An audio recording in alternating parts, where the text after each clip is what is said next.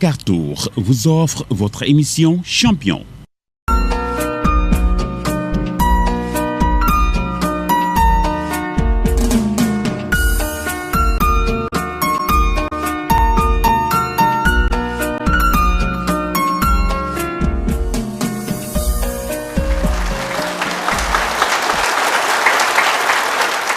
Bonsoir et bienvenue à ce nouveau numéro de Champion. Et c'est avec beaucoup de plaisir que je vous retrouve sur les antennes de la Sen TV pour parler de champions issus de divers secteurs de la société.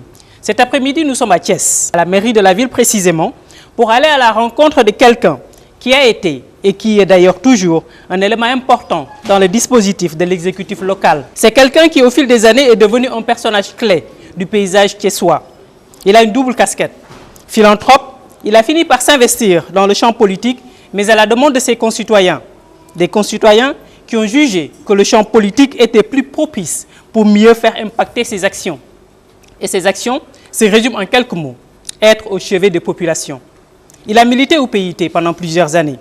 Puis il a créé son propre mouvement, Entente citoyenne de Cubi, qui a réussi la prouesse de secouer les partis traditionnels et d'entrer dans le conseil municipal dès sa première participation à des joutes électorales. Dans la cité du Rail, il est devenu aujourd'hui une personnalité de premier plan, à travers surtout ses actions sociales, grâce auxquelles il a été désigné Thiessois de l'année en 2014.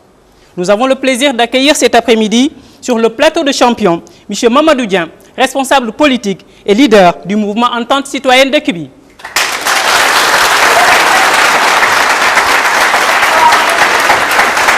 Bonsoir.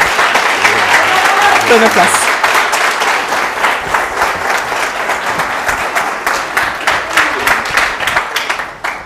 Monsieur Dieng, bonsoir. Bonsoir. Et merci de nous recevoir ici à Thiès. Exceptionnellement, Champion se déplace pour ce dernier numéro de la saison 2. Nous sommes ici à Thiès, comme je l'ai dit tantôt dans l'introduction, pour donc aller à la rencontre de M. Mamadou Dieng, que vous allez mieux connaître tout à l'heure durant cette émission. Merci également à ce public qui est largement venu cet après-midi, un public qui est venu de Thiès principalement, et donc de Dakar aussi, puisque ce sont les membres de votre famille, des amis, mais également des sympathisants et des militants de votre mouvement Entente de Cubi. Entente citoyenne de Cubi, c'est ça. Donc je vous laisse donc saluer nos téléspectateurs avant d'entrer dans le vif du sujet, mais je précise qu'on va faire cette émission en Wolof, comme il nous l'a demandé, pour donc mieux faire passer son message à travers cette langue que tout le Sénégal comprend. Donc, bonjour chers téléspectateurs, bonjour chers citoyens sénégalais, bonjour mes militants, mes amis, mes sympathisants et mes parents. Je suis fier d'accueillir Champion ici à Thiès. Et au passage, je remercie Madame Ndeye Ndom Diouf qui a accepté avec plaisir et pour la première fois d'ailleurs de se déplacer à Thiès pour venir enregistrer l'émission ici à Thiès. Elle veut faire de moi un champion, mais je pense que je n'en suis pas un. Mais elle précise que peut-être je suis un champion, je ne peux que la remercier. Je salue tout le monde et je vous remercie beaucoup. Voilà, les téléspectateurs jugeront d'eux-mêmes à travers le reportage, mais également les discussions que nous aurons à avoir tout au long de ces minutes, de ce temps d'antenne donc qui nous est consacré. Donc, ni ma ko waxee sànq dañuy ñëw ci wàllu wolof ndax moom daf ñu ñaan ñu def émission bi ci wolof ndax li muy wax nit ñi gën ko dégg muy làkk boo xam ne mën nañu wax ne Sénégal gépp dégg nañ ko. Ki ñuy dalal tey ci plateau champion mooy Mamadou Dieng fii la fekk baax Thiès. Fi la màggee fi la ko baax fekk ni ñu koy waxee tey exceptionnellement champion génn ndax xam ngeen ne toujours Goethe Institut la ñuy defee suñu émission waaye tey dañuy ñëw fekki se que fii Thiès si biir ay mbokkam ak ñi nga xam ne ñoom ay militants pour wax li nga xam ne moom mooy jaar-jaaram ndax doon na ku ñu ràññee fii nga xam ne moom mooy Thiès. Gannaaw bañ ko dalalee li ma wax sànq ci introduction bi dama ne yow da nga am ñaari casquette ndax da nga doon philanthrope bu li ñuy wax ci wolof bàyyi defal yàlla ak koo xam ne da nga nekk ci wàllu politique. Li may jëkkee mooy yow fonctionnaire nga tey yaa ngi ci biir li nga xam ne moom mooy langue politique bi lan moo la ci indi. ay jërëjëf Ndeye Ndom fi may tàmbalee dañoo tànnoon def émission bi ci wolof ndax ñu fi dégg français dégg nañu wolof te am ñoo xam ne dégg nañu wolof te dégguñu français. Tout à fait. kon nag bu ñu waxee français mën nañu yóbbaale ñëpp. li ma dugal ci politique mën naa loolu tubaab di wax hasard dox daje. dama nekk Médina Fall di topp ci sama papa di ko jàppale nekkoon secrétaire am mu nekk imam ci Médina Fall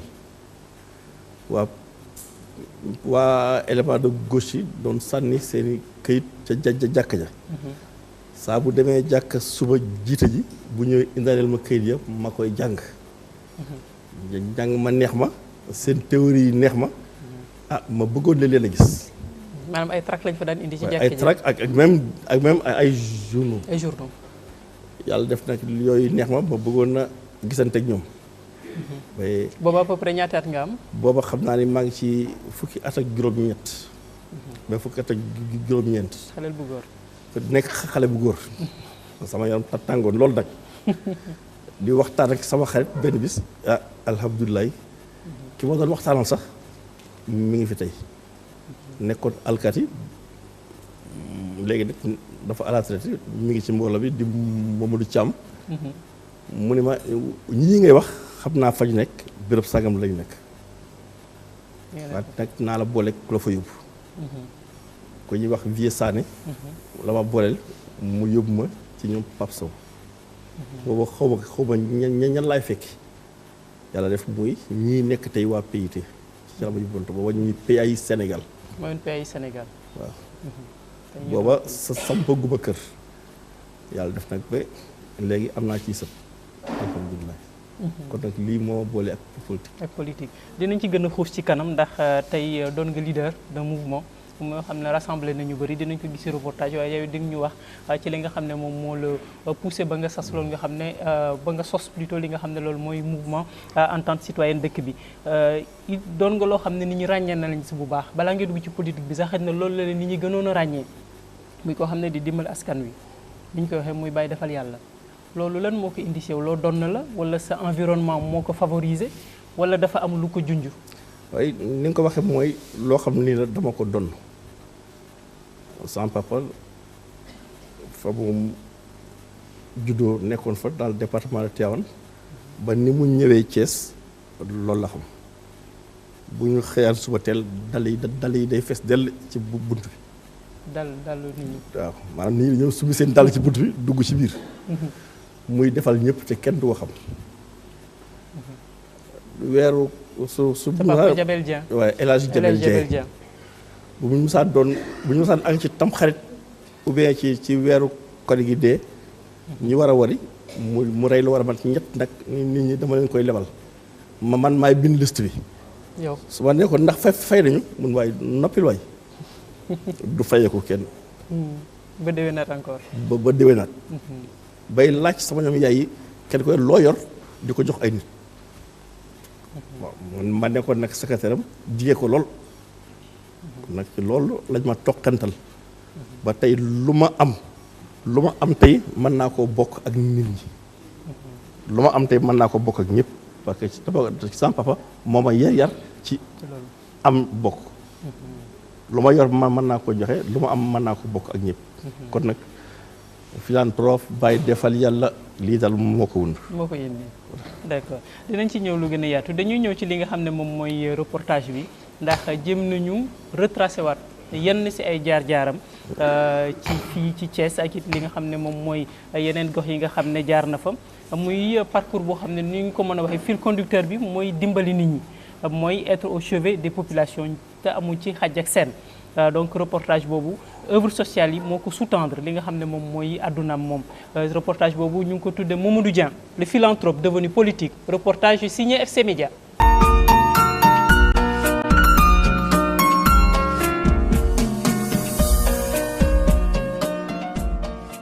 ñu ngi fii ci Thiès ci bés bi ñu war a ndar képp campagne électorale yi jëm ci municipalité yi ci juillet atum 2014 donte de bokk na ci candidat yi xëccoo bopp mairie commune bu Thiès Nord file di quartier général am di base politique am bokk ci gox yi gën a yaatu ci Thiès di Médina Fall ngor sin leen fas yéene wonale di Mamadou Dieng nekk doomi Thiès teel a ràññeeku lool ci mbirum action sociale bi ko may tey jile mu meññ ci langu politique gi te li ko yombal du lenn lu dul taxawaayam ci wetu askanam wi yewoo ci dëndu Thiès. Mamadou bu la dee jëfal loo xam ne joor bi du bëgg càmmoñ bi yëpp koo koy jëfkatu ngir yàlla. sëñ Assane Kane Nasru nu mu xamee Mamadou Dieng dafay def ni par exemple kat weer wu jot mu yëkkati ceeb diwlin yónnee ko si daara boo ko fa yónnee léegi daal sëñ bi du xam kan mooy yónnee ceeb beeg yooyu. bu dee ci daara yi moom mi ngi ciy sonn ci sama daara man loo xam ne kenn defu ko ci classe politique bi pour moom. école di waaj tëj ma ni jàngalekat yi incha allah déwén am nañ fi juróom-ñaari classe yoo xam ni sol bi dafa yàqu incha allah ci kàttanu yàlla dana ko def ma leen daal man li ma gis mooy seeti ay mécènes ci biir tournée boobu ma doon def nag am ku ma wax ni am na ku dëkk Madina Fall ñu koy wax Mamadou Dieng kooku de bari na lu muy def ay ndimbal ma ne directeur nañ ko seeti ñu dem ni mu ñu teeroo rek la sama xel dal man ko de man may président parent d'élèves école Serigne Assane Fall dama am njàqare man ko man damaa bëgg daraat samay saaru classe li ma bëgg nag mooy ku ma may 8 mètres cube béton mu nga béton bu weex nga bëgg am béton bu ñuul man ko loo ma jox ma l'essentiel daal man matériel laa soxla mun ma bëggoo xaalis man ko déedéet man daal jëndal ma matériel mun na kon boog dinaa la may 8 mètres cube béton bu ñuul ñu toog moins d'une semaine directeur woo ma ne ma am na benn camion buy dugg si école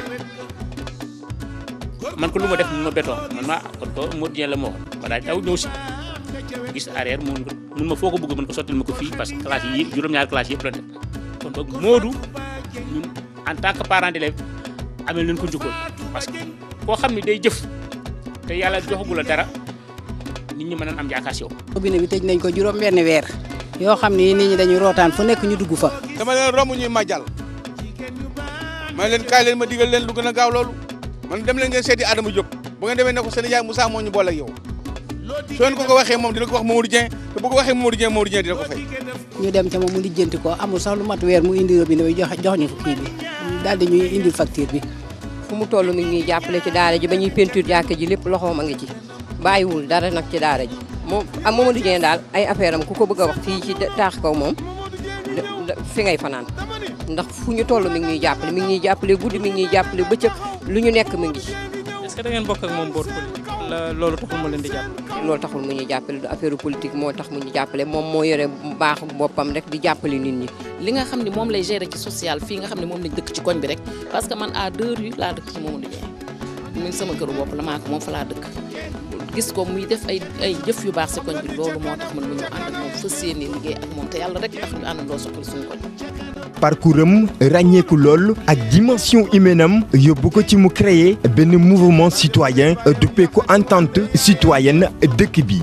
moo ne de bokkam bu njëkk ci élection municipale yi Mamadou Dieng jot na réaliser ay jéego yu am solo. élection locale soo gisee ñun ko Mamadou Dieng yow lan ngay sonn ni mu ne maire laa bëgg pour mën a gën a dimbali sama société sama askan. loolu moo taxoon tamit ñu ànd ak moom liggéey ci maire yi ba ñu am ci 7 conseils municipal am ci benn adjointe au maire te ba pare def nañu fii ci Médina Fall loo xam ne Ablaye Wade mënu ko woon def fii. parce que sur les 13 bureaux de vote 7 yi Mamadou Dieng moo ko gagné yeneen yi la ko gagné différence de 2 voix la. foofu depuis Thiès et Thiès benn leader bu jóg pour une première fois am cette victoire là à Thiès ñu ngi koy door a gis fii à Thiès ci école boo xam ni poste boo xam ne dafa sensible mooy école Médina Fall Cheikh Ibrahima 2 voix lañ ñu fa rawee waa réew mi à Thiès. ci 15 jours la ñu def campagne ci 15 jours am na discours boo xam ni du dem parce que soo leen nee këyit gu vert gi ñu bind ko bind bu weex bi fu mu manqué rek ci information bi rek day indi problème moo tax les verts suñu déchets yëpp dañ koo jël parce que ñi nga xam ne ni dañu naan bu verte ba rek bu verte ba la or du bu verte bi parce que bu verte bi am bind yu weex ya la. ñu xam ko ci suturaam ak générosité am naka noonu jege gi mu jege askanam au fonctionnaire bii nekk ci ministère de l'économie et des finances teel naa wane lii di taxawaayu leadership donte ràññee nañ ko tey jii. En 1998 quand il a fallu renouveler les instances pour élire président de la coordination communale son nom s'est unanimement imposé à tous.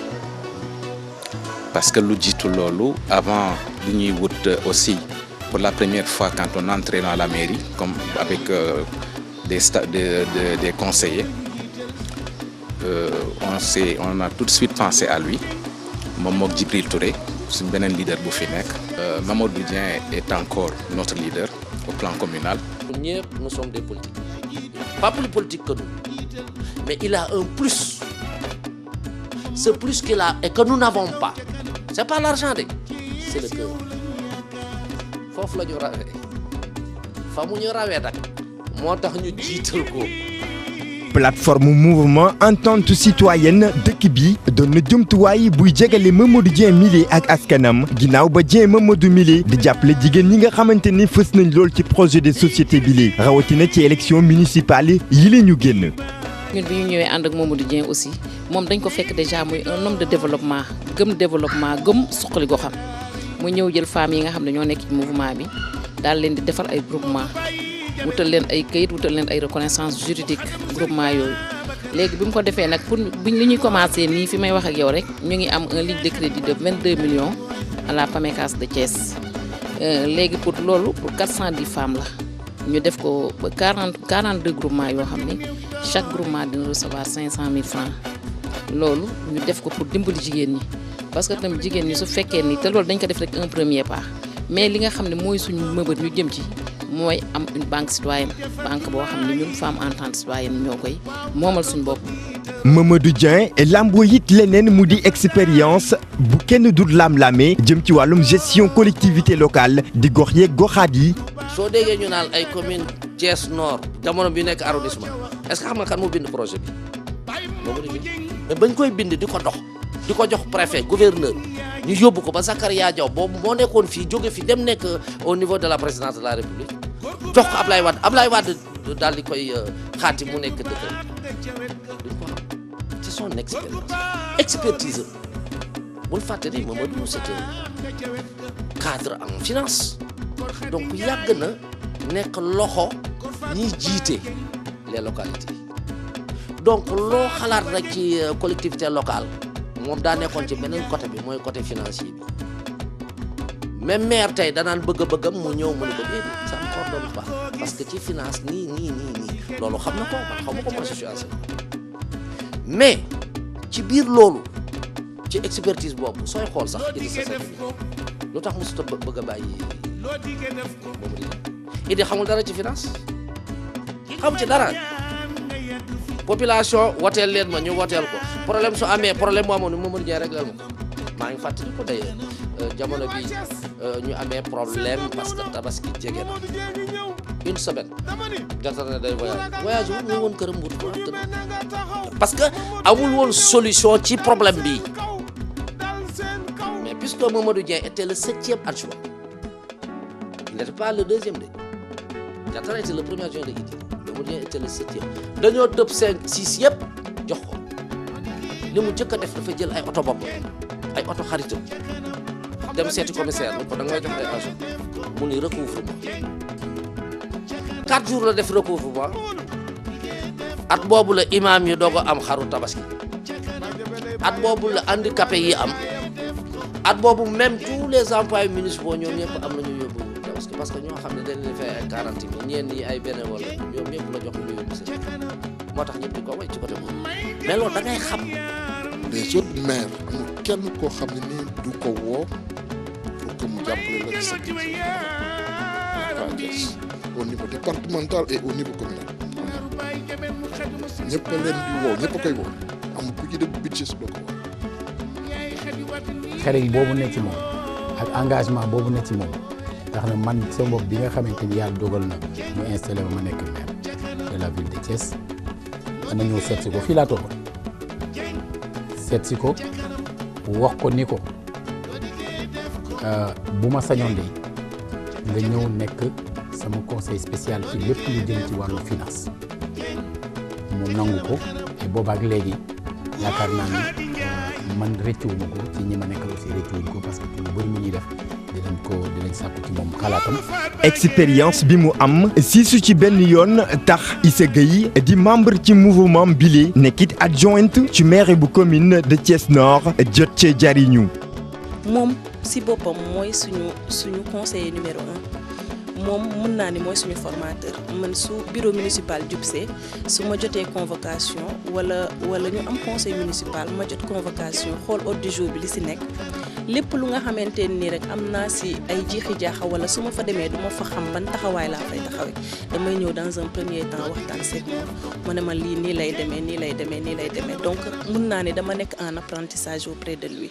jëfam ci lu baax dem na it balaal ndaw ñi yeewoo ca Thiès nekk ci université yi donte loxoom du jëkk ci ñoom benn yoon comme ni ko El Hadji Diabel Dieng di xamle di étudiant ci master anglais ci université Gaston Berger ba nekk ci Ndar Géej.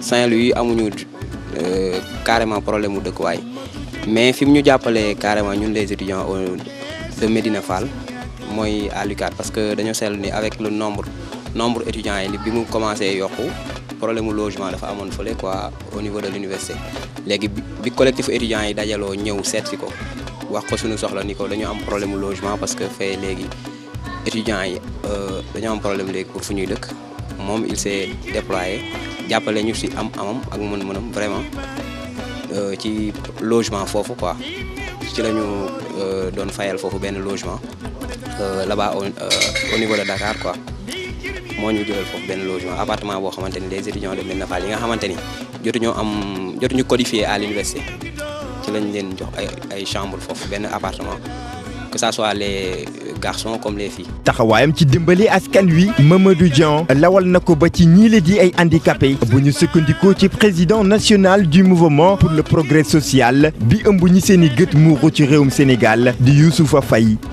pare na ñu dëkkal ci quartier bi te amuñu ñoom relation bi ñu am ak Mamadou Dieng Mamadou Dieng dafa nekk nit koo xam ni yàlla daf ko sàkk mu nekk koo xam dafa bëgg social moom ci boppam très tôt moo daan dem institut des jeunes aveugles bu fa cérémonie amee mu di jàppale ci xale yi ak yooyu ba relation mujj law ba agsi si biir mbootaay gi mu nekk nit koo xam ni au delà même ay activités politiques ak yooyu dafa nekk koo xam ni philanthrope la dimbale daf ko neex rawatina dimbale néew doole li ma lay wax parce que li mu def si association bi bari na mais li ci am solo nga xam ni c'est la promotion humaine même mooy am naa actuellement juróomi jeunes aveugles yoo xam ni bi ma négocier avec l'association des aveugles du Maroc ba nu accepté ñu ñëw jàng si fa def informatique problème mu billet pour nu dem jàngi moo doon sama problème ndax xam nga gouvernement ku mu joxul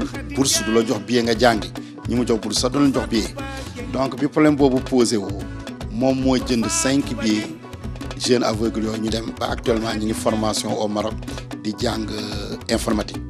askanu Thiès yëpp manko di xamle ni lii du lenn lu dul jëf ju baax di Mamadou Dieng di amal ci askanam donte bëgg-bëggam ak xememteefam du lenn lu dul jàppale askanam saa su ne te amu ci benn yoon xaj ak seen.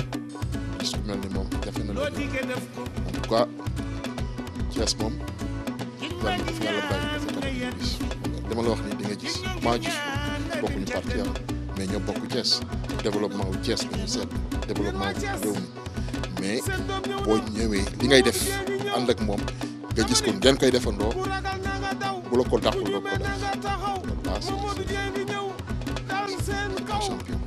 am na témoignage bu ma defal jamono ji ba ma koy defal wóoroon na ma ni bu ma tasoon ak moom bu ni kii mooy Gora Ndiaye mais dama jékki-jékki rek mu woo ma jot ko téléphone ni ma en tout cas maa ngi lay yëgali day lépp loo defaloon taax bu dee benn boo yëgoo nga def ko fukk parce que jamono yooyu maire la nekkoon di assurer intérim maire bi xam naa am na ay jotaay yoo xam ne am na ko jamono bi ñuy tànn délégué quartier yi ah kon loolu ku la ko defal te gisu la woo la comme ça directement waxtaan si ak yow vraiment loolu ku baax koy def terewul loolu si ba ma ko defalee ba mbir mi yëpp fete boor man sama wàllu bopp jóg naa dem këram sant ko si remercier ko si moo tax daal vraiment daal xam naa nit ku baax la nit ku yaatu la nit ku am kóllëre la te doomu aadama fi naan loolu bu dajee si moom war nañoo mën a sant yàlla nag yàlla na ko yàlla lafal cat yàlla yàlla guddal fanam yàlla na ko yàlla àggale ay mébétam au profit de toute la population de la zone nord de Thiès.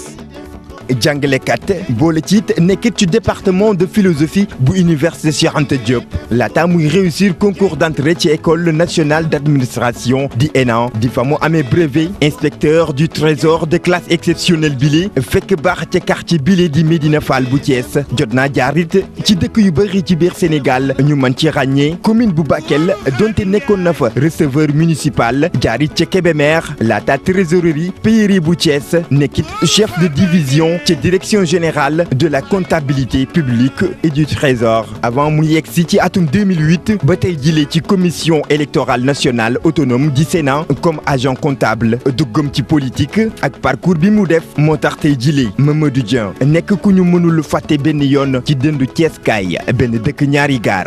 élection yi weesu wane na ne du homme politique bu ñuy foyee parce que résultat yi mu def fii dans la zone nord c'est des résultats très très remarquables. il est incontournable au niveau de Thiès Mamadou Dia il est incontournable muy amul kenn képp kuy politique fii au niveau de Thiès xàmmee nga ko ràññeetle nga ko parce que ci wàllu mbooloo ci wàllu bëgg Thiès ci wàllu liggéey pour Thiès.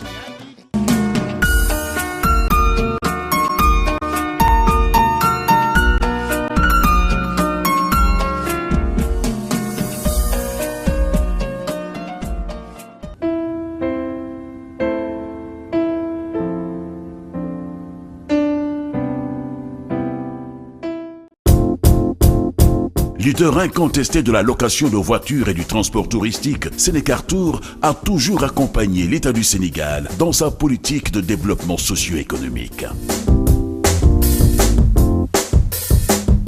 Sénécartour, c'est un parc de prestige haut de gamme de toutes les grandes marques du monde à l'image des plus grands pays européens et américains.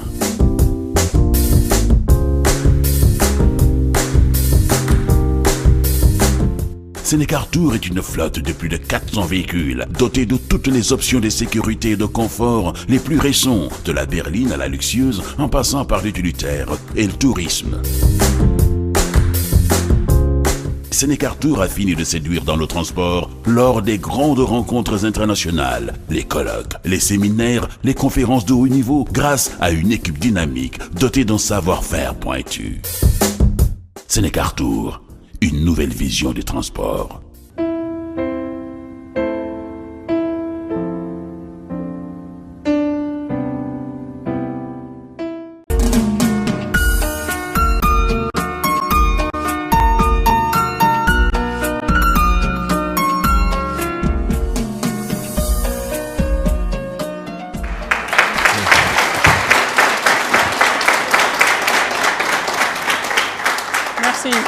Merci à la régie, merci également au public et retour donc sur ce plateau. Merci à Goran Daglo sur ce reportage et à notre sponsor leader, la sénégalaise des cartes touristiques, la Sénécartour, qui nous accompagne sur cette émission. Mamadou Dieng seetaan nga léegi li nga xam ne moom mooy reportage bi jéem nañu ñëwaat si yenn ci say jaar-jaar boo xoolee lii ban commentaire nga ciy def. fi may jërëjëf Ndeye Ndom fi may tàmbalee mooy yëf yi daal daw na yaram. daw na yaram am na ñu bari ñu wax daal vraiment sama yaram daw na ci. li ma ci gën a nag jaaxal. ñoom dañoo gis ci man lu ma foogul ci sama bopp. ah bon. gis nañ ci man lu ma foogul ci sama bopp. ndaxte kenn laa ci ndaw yi ci biir Thiès nekk ci biir askan wi di ànd ak askan wi di jàppale askan wi lu ma def nag tey bu suba fàtte naa ko yu bari fii wax dëgg dama koy fàtte ko rek vaguement comme ça ndax man ba ma ko defee xam naa ne taxawaay jotoon na rek ma taxaw ba ma taxawee nag laa ci génn li xew ci école yeeg yooyu yëpp ba ma ko defee laa ci génn li ci ëpp sax sa di lan laa fa yebal na man sa dem moon waaw ma jàpp ni ñoom daal xaj na gis nañ ci man lu ma foogul ci sama bopp. dëgg la junj nañ ko ci reportage bi yow enseignant nga woon. enseignant nga de formation. te it jot nga jàngale lan moo la jëlee enseignement ba nga dem def ENAM ENAM la woon à l'époque léegi moom mooy ENA école nationale d'administration ba nga nekk financier def parcours yooyu yëpp ñu wax Bakel Thiès ba ñëwaat fii nga xam ne moom mooy Thiès lan moo la jóge jële ci enseignement indi la ci beneen secteur boobu di financier. waaw jërëjëf Ndeye Doom man jàngalekat laa woon instituteur laa woon te muy métier bu ma neexoon nag ma bëggoon ko lool muy métier bu ma neexoon ma bëgg ko lool sama yenn promotionnaires yi ñu ngi fii ci salle bi di ñoom Badaña ak ñooñu ba ma demee nag Pambal benn sous-préfet dal taxaw ma di Sidi El Mokhtar Sakho xam naa ne bu yëgoon lii tey dina ñëw fii ànd ko nag ak sama yenn mag ñi ñoom Moutar Sy ñoom Jibi Seck ak Jëgi Njaay mi yàlla woo bërki démb ni ma daal da ngay def taxaw ma te man sama yéene moo doon ma nekk inspecteur de l'enseignement foofu laa tegoon sama një ñu ma nag di nga def lii te jàpp nañu boo ko defee di nga am at ma bëgguma ko def ñu dagale këyit yëpp jox ma denc ko ba yëf yëpp passé ma dem fa ñu ma yëf yi passé na ma dëkk di affaire bi de passé na mu joo jàll ca déwén sa defiwuma sax ca déwén sa ñu topp ma rek mu tar si ni ma xaw ma de écrit wante boo demee oral incha allah di nga jàll yàlla def ko noonu ba ma demee oral yàlla def ma jàll sama benn professeur ku jox Pierre Dione waa man de bi ma duggee sànni naa sama bët ci note ba bañ la may note bu baax la kon note bu baax la kon jàll nga foofu laa daje nag ak ñu bari kon ni ki Momar Mbengue Bey mi ngi toog ñoo bokkoon promotion ngeen daye sa bi ma demee Bakel ba ma fa jógee moom moo ma fa wóotu d'accord te ba tey ñu ngi ànd yéen a ngi ànd d'accord PIT y a une particularité à Thiès ndax buñ ne PIT c'est vrai que yaa ko jiite fii mais on a comme l'impression que yow sa personnage yu Mamadou Dieng moo ëpp ay adhésion que parti bi nga nekk loolu est-ce que c'est parce que y a une crise au niveau du PIT fii ci biir Thiès wala lan moo expliquer loolu waaye y a une crise une véritable crise ci PIT fii Thiès mais li nga wax dafa lëkkaloo ko ak juddu mouvement entente citoyenne dafa am ñu bari ci biir Thiès bokkuñu PIT fas yéene wu ñoo bokk PIT mais bëgg nañoo jàppale Mamadou Dieng waaw ay nit bu ñu defee loolu xëy na man du ma leen bàyyi damay ànd ak ñoom sa salle bii am na ñoo xam ni ci yenn parti lañ bokk mais fu Mamadou Dieng wootee ñu ànd ci ak moom lu muy def ñu ànd ci ak moom ba ma defaree sama mouvement bi ñoo dañoo ñëw ànd ci ak ñoom. te terewul ñu ngi def seen i parti. ba tey ñu ngi def seen i parti parce que c'est un mouvement citoyen mën naa yóbbu ñëpp ni ñu ko sosee benn takkusaan ay jigéen ñu bari. ànd ak ay góor yu seen jiite leen ñu dox ñëw ba sama kër. ma yow loo am ci élection yi dana foogoon ni da ngay nekk maire. boobu yaa ngi PIT. boobu maa ngi PIT. bokk ci coalition. bokk ci coalition. loolu tax ñëw di la seet en 2009 loo am ci wote bi xeex nañu bëri nañu dañoo jàpp ni yaay di nekk maire. ñun nag lu wees tey dinañu takku nekk seen ginnaaw ànd ko ak yow di liggéey. ñoom lan moo taxoon ñu foogoon ne yow di nga nekk maire instant boobu. ah booba nag wax dëgg ki ma àndaloon. di Idrissa Seck diggoon na ma ko. ne ma diggoon na ma ko. ndax booba ànd bi yombuloon man bi ma jëkkee ni ñun nañu ànd ak moom ndax tay maa ngi waa waxtaan ci biir Bennoo Siggil Sénégal ay wor am ci biir Bennoo Siggil Sénégal waa Mbina Fall mag ak ñëpp dajaloo ca case santé ba mag ñoom ñu ngi dund ni ma dangay ñëw nga samp ñu jàppale la ah kilifa gi de mi ngi may woo portable ba baa ngi nii sonné ñu wax taxal ba bañ àggal yow wootee dakkul tax ñu ma demal nga wuy ji ko te nga fekkaat ñu fi ma dem wuy ji ko waxtaan nañu de li ma wax de mel na ni yaru na ma maanaam kon nag man nañu ànd ak moom ca ngoon ma dajale waa PIT yëpp leen nañ dem ma yóbbu leen ca moom bu subaa ngeen wax ak moom lam ma wax mu wax leen ko. Jaga Diop mi ngi fi. Paul waaw bi mu xamee ni jël naa pas-pas ànd ak moom dafa xam. ah oui. waaw dafa xam ba dañ ko upp ba 2 heures du matin ba mu ximmili ko ñëw ñu waxtaan. booba sama ngëm-ngëm ak sama orientation politique loolu la ma jox ba Ndiaga Diop ak sama gars yëpp demee ca moom la ma waxoon mu waxaat leen ko kon nag ñu ñaan dem fi ñu toll teme nag PIT am na crise mais du crise politique du crise orientation. crise lan la. crise bëgg-bëgg la. maa lay jiite par force te lu ma wax ngeen mu muy am te politique ci langue parti amul man da nga naan ñun. problème leadership la. waaw da nga naan ñun te man kenn du ma dénk dara ma yor ko nag nga jóge ci ginnaaw ma boot la nga di ma fakkasal mu mënul nekk da ngay topp ci rang bi.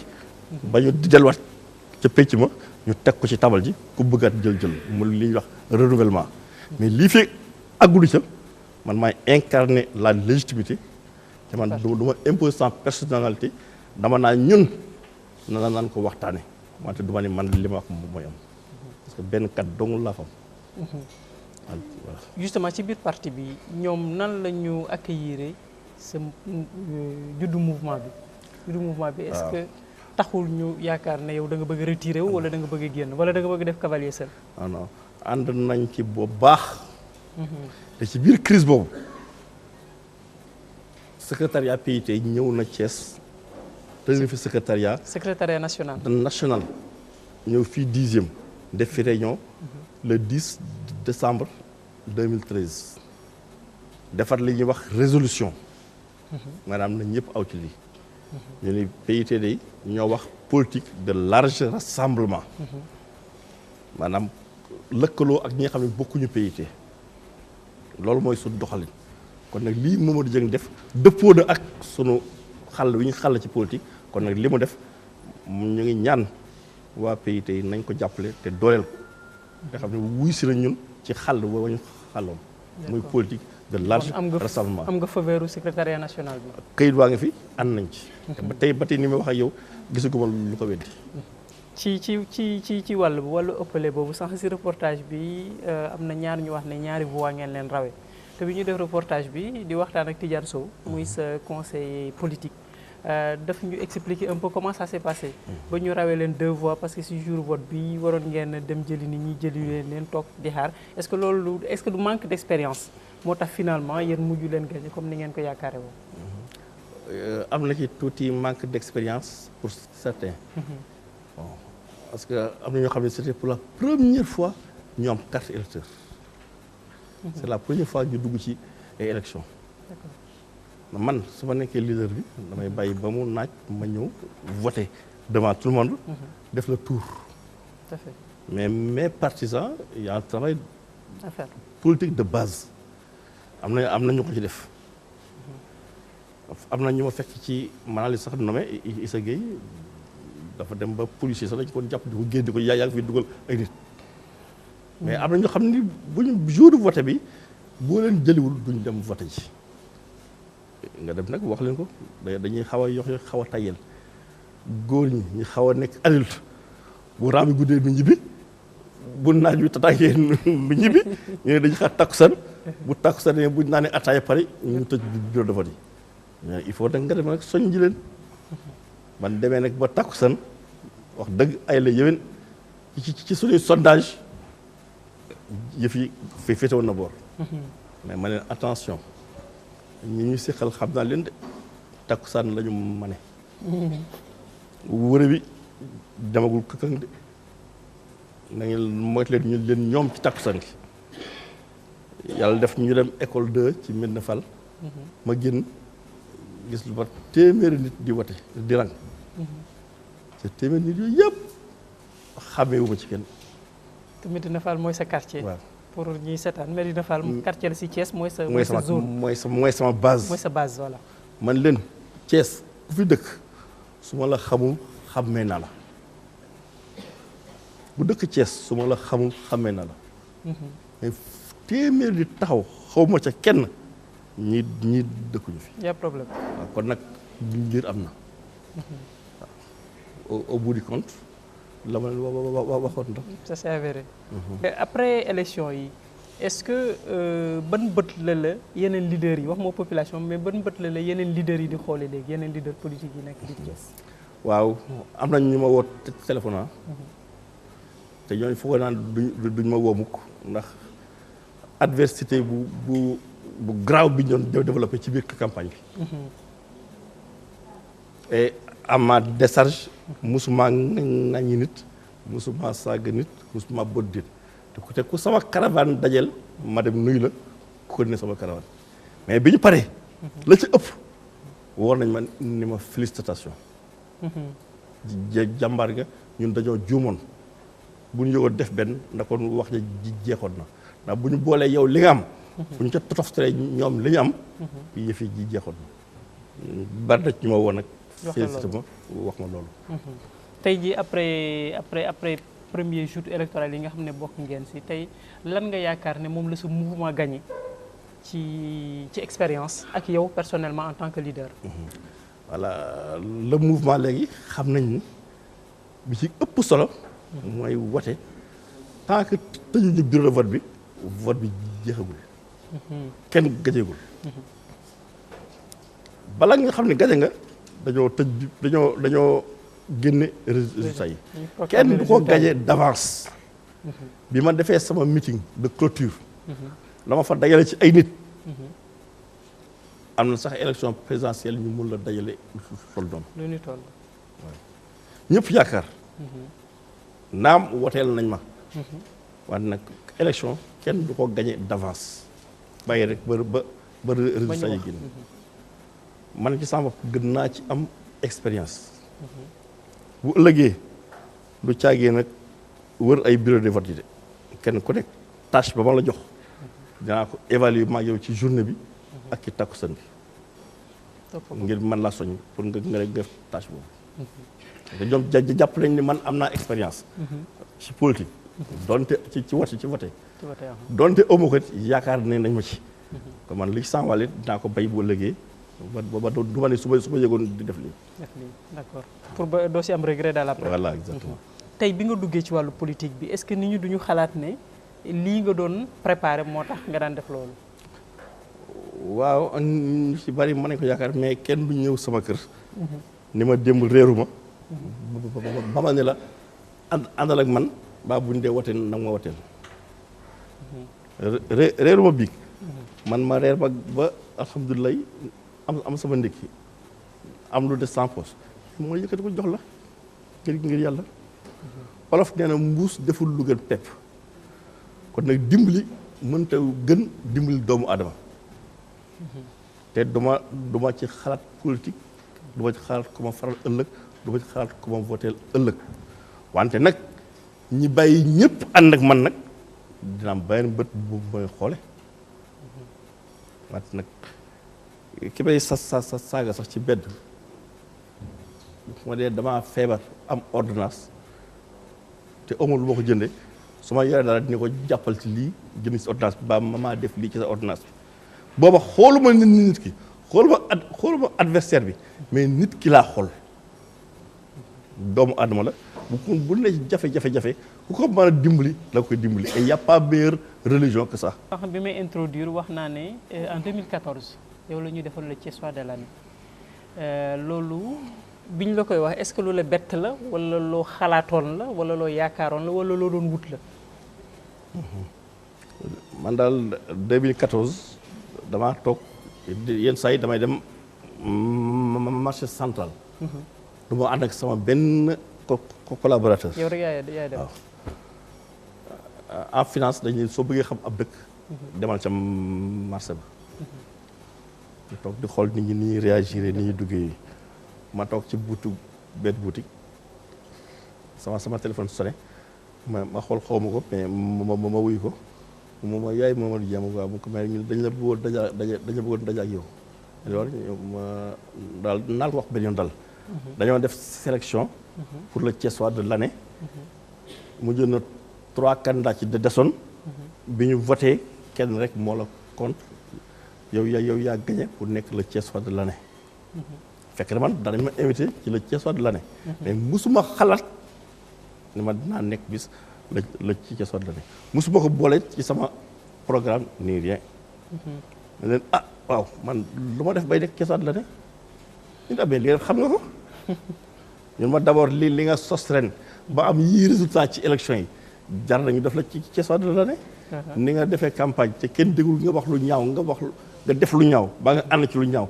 war naa jar ñu def la ko bi ñu des yaa ngi ci biir nit ñi yaa ngi dimbal nit ñi am na lu dañoo dégg ba suñuy nopp fees ban la wotee dañoo voté objectivement benn voix contre Ngam sur 15 voix benn voix ci contre li les 14 nee nañu yëpp yaa war nekk le Thiessois de l'année kon nag yow lañ def le Thiessois de l'année ma ne loolu day wax taxal ma dem waxtaan ci ak samay ñooñ ma dem woo ñoom Papa Amadou Sall leen de def na ngeen xoole man loolu mooy lan xaw moon nu mu demee bien que dara moo cee woo ma dem def sama présence symbolique demaat sama yoon mun ma titre honorifique la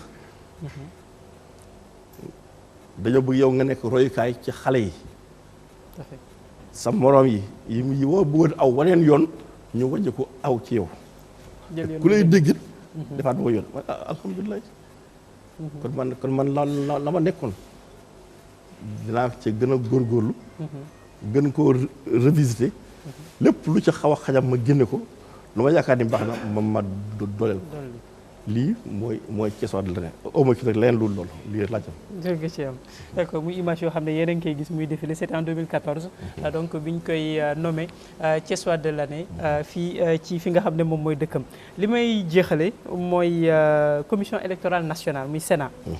yow da nga nekk ci langue politique bi bu nit ñi déggee ne yaa ngi Sénat te Sénat moom ni ñu koy waxee ndey ji seex la.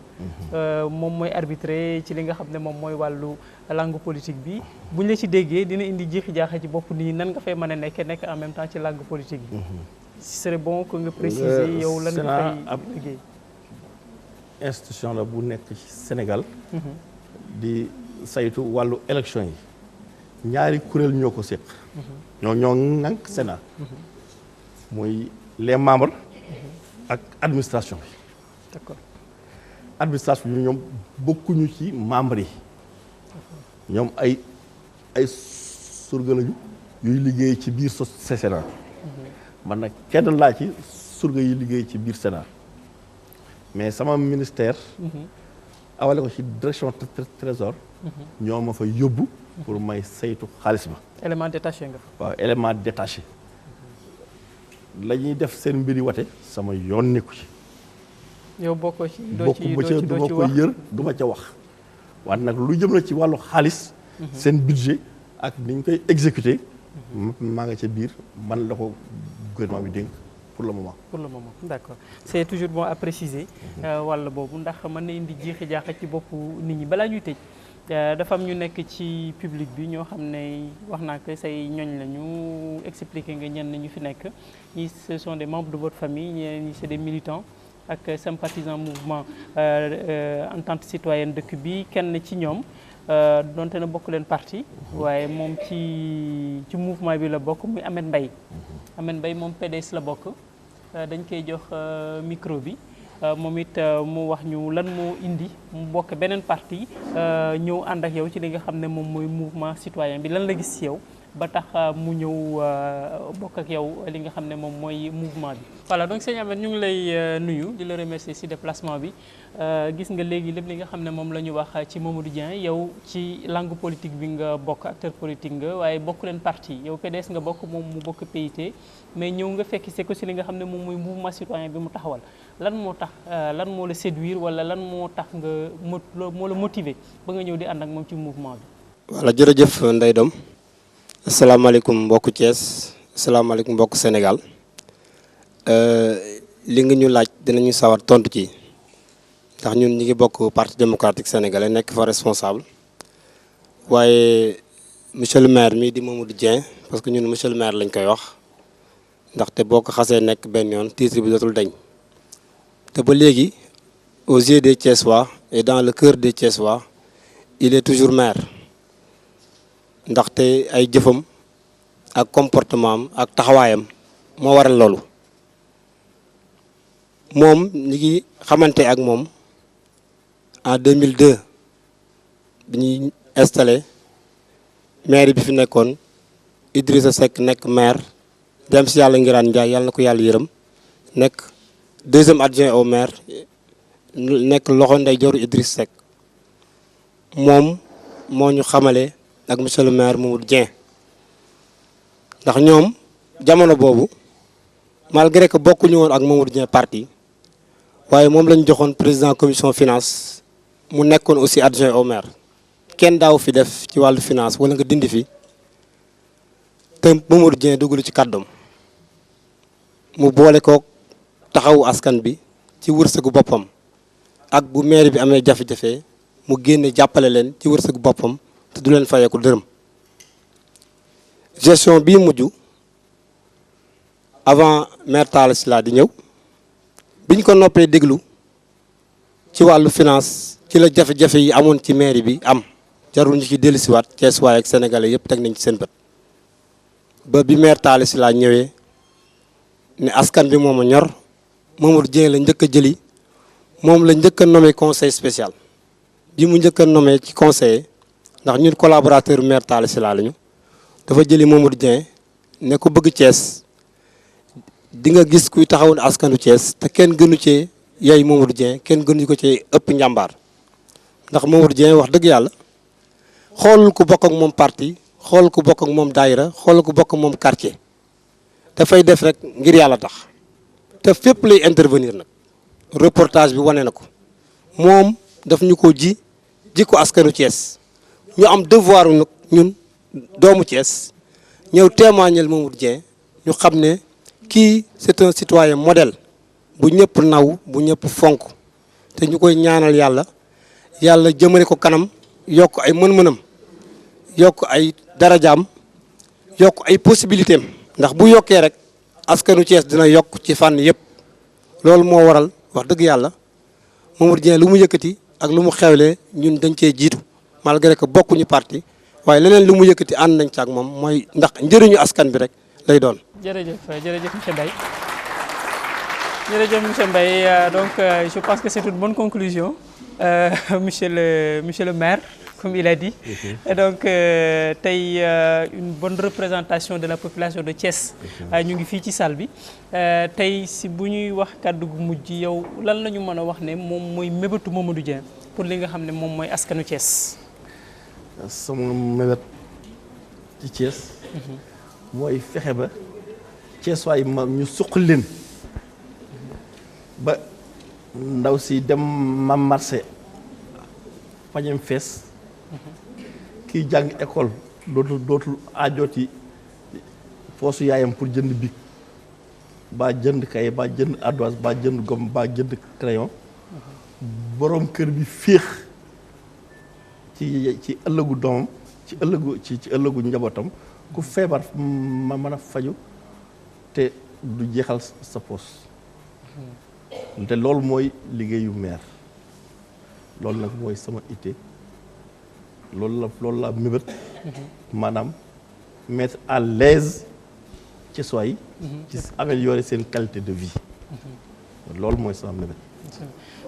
merci muy une noble ambition comme on dit donc merci Mamadou Dieng tey mooy woon suñu invité ci champion ñu ñëw def ko fii nga xam ne moom mooy Thiès fekkise ko muy dernier numéro bu saison 2 bu champion ñu lay remercier bu baax di remercier également sa collaborateurs yi ndax yombal nañ ñu liggéey bi bu baax a baax ku mel ni Sédikh Sall mu ngi ci salle bi ku mel ni Ndiaga Diop Paul également doon nga ko tudd sànq ak l'ensemble de vos collaborateurs ak it mon confrère Siaka Ndong moom mi nga xam ne moom mooy établir suñu contact ba tey ñu mën a def émission bi.